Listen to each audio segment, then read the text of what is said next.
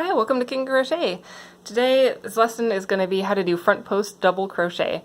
And the same principle for front post double crochet can be applied to any front post stitch. So once you know this basic technique, you'll be able to do front post triple crochet, front post single crochet. The most common, I think by far, is the front post double crochet, although when you learn to do cables, you'll also see the front post triple crochet quite a bit. So this is the fabric that we're going to make today. It's really cool. It's very textured. These pop up out of the fabric, and this is the foundation for doing things like cables or the waffle stitch or basket weave patterns. So it's really useful, and its partner, the back post double crochet, I'll teach you in a later lesson, I think in probably 2 weeks, but let's get started.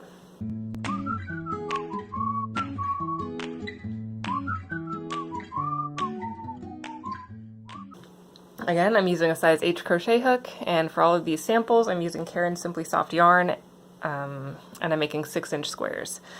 So, start with my slip knot.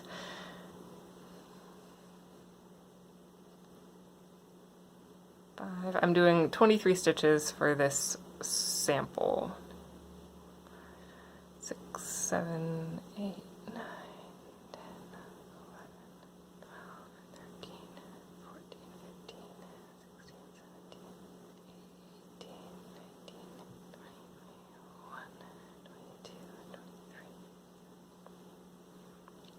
23. Okay, so I have 23 chain. I'm going to chain 3 for my turning chain because it's double crochet. Then I'm going to skip that stitch and work into the next one. So I'm going to just double crochet, regular double crochet across to get started. And actually I think I'm going to do 2 rows of double crochet to start.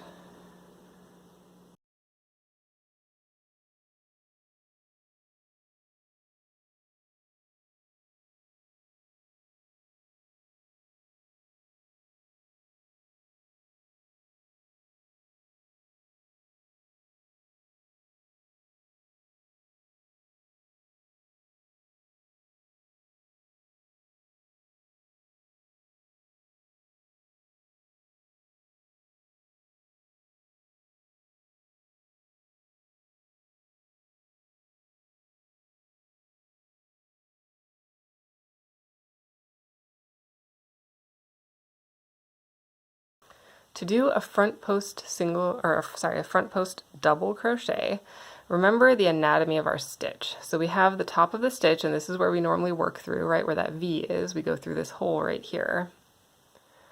But for a post stitch, we're going to work around the post of the stitch. So I chose double crochet because it's really obvious where the post is. It sticks out really well with triple crochet too. It's a little harder to see on single crochet, but you can actually still work around the post of a single crochet.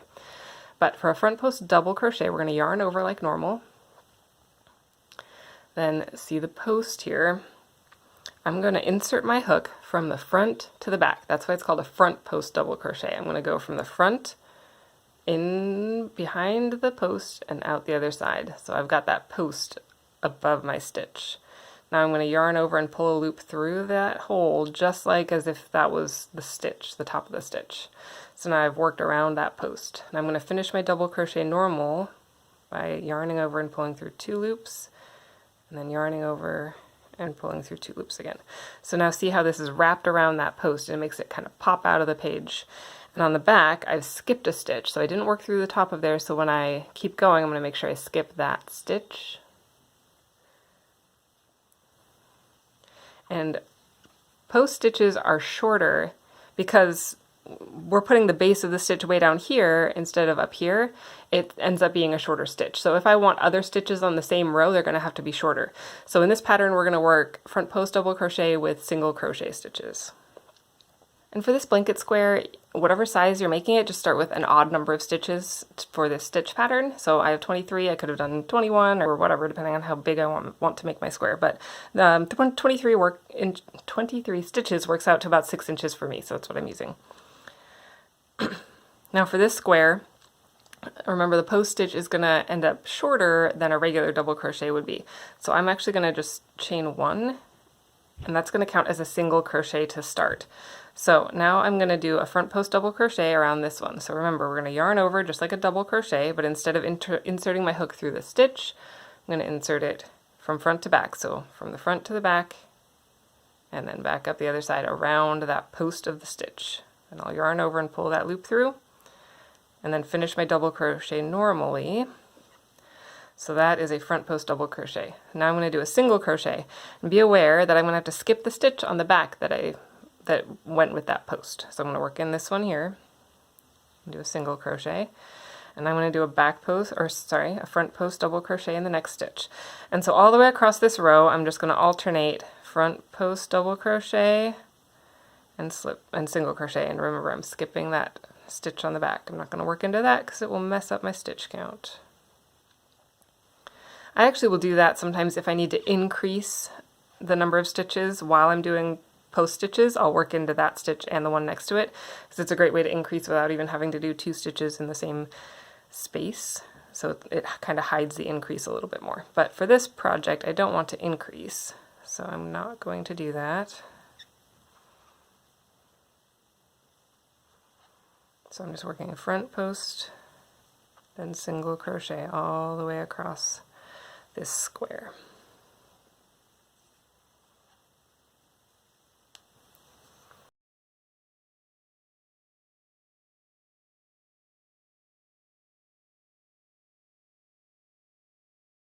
And the reason I had you do an odd number is so that at the end here we can do a front post, then we can end with a single crochet. I could absolutely end the row with a front post, but I just find it easier to end the rows with a normal stitch, and I find it usually looks a little bit better. So to do this pattern, we're going to do alternating rows of this pattern, the front post, single crochet, front post, single crochet, and then on the return rows, so it's not a double-sided pattern, it's not the same on both sides exactly. So on the other rows, we're just going to do straight double crochet across. So for this one, I'm going to chain 3 to turn for double crochet, and I'm going to double crochet across.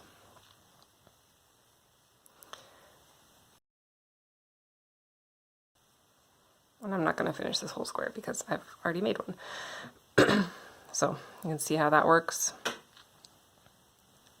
Double crocheted back, and now I'm just going to pretend I got to the end of the row. I'm going to chain 1 for a single crochet and turn it around.